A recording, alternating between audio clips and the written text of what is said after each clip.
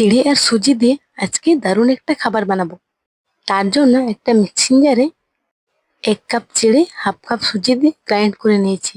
এবার গ্রাইন্ড করা সুজি আর চিড়েটাকে একটা প্লেটের মধ্যে দিয়ে তার মধ্যে দিয়ে দেব 2 চামচ বেসন, আর দিয়ে দেব পরিমাণ মতো লবণ, হাফ চামচ হলুদ গুঁড়ো, হাফ চামচ গোটা জিরে, আর অল্প একটু ধনেপাতা কুচি। সবার শেষে দিয়ে দেবো হাফ চামচ সাদা তেল। এবার সবকিছু ভালো করে মিক্স করে নেব। তারপর অল্প অল্প জল দিয়ে একটা সফট ডো তৈরি করে নেব।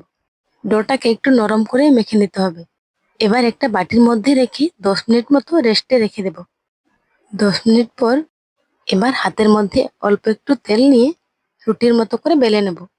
রুটির মতো করে বড় করে বেলে এবার একটা গ্লাস দিয়ে ছোট ছোট করে গোল করে কেটে নেব, তাতে দেখতে সুন্দর লাগবে।